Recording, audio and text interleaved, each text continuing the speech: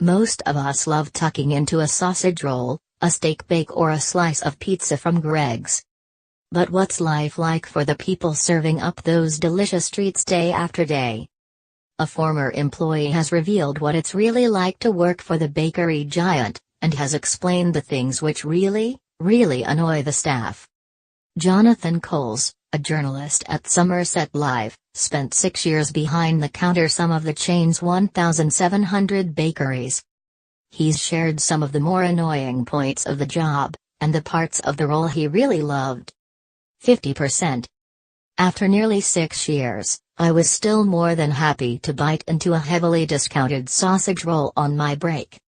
At less than 50p a go, it was almost rude not to. I worked in one store that was located on an industrial estate, which meant 4 a.m. starts. Although I didn't love getting up, the mornings used to fly by with workers popping in for their bacon rolls. However, running out of BAPs is a nightmare. Instantly recognizable? Yes. Flattering? Not so much. However, needs must, your apron would invariably be covered after a shift, proving its worth. Like most jobs, it is the people that make it. Greg's was my first part-time job. A misguided stint as a waiter doesn't count, so I didn't know what to expect when I was first handed my hat. Luckily, since that moment, every colleague I met was lovely.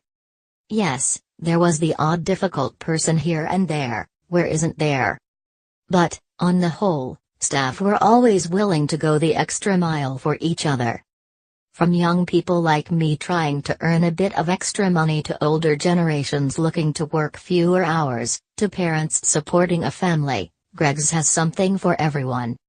It is tempting to assume that fast food outlets must cut corners somewhere to get products out quickly, which can translate to the belief that food hygiene isn't high on the list of priorities. This couldn't be further from the truth. Greg's are, very hot, no pun intended, on fast food, often asking employees to take courses to refresh their knowledge. All products must reach a certain temperature before they can be served, and the time they are displayed is closely monitored, getting thrown in the bin when the threshold is reached. Better safe than sorry. There is no getting around it, a lot of food gets thrown away at the end of the day. However, every item is accounted for, so nothing is thrown away that shouldn't be. One store I worked at also had a great initiative where, 1-2 evenings a week, a local charity would come to the shop and collect as much as they could to take to children in need. Forget technical challenges and showstoppers, baking at Greg's is more about volume. Lunch can be relentless, a constant battle between supply and demand. But, it's satisfying when you get it right and the shelves are looking full. Understandably, customers want their food to be warm, at least. However, having to grab a paper bag and test the temperature can become a bit grating at times. Despite your best efforts to keep products warm, some people are never happy.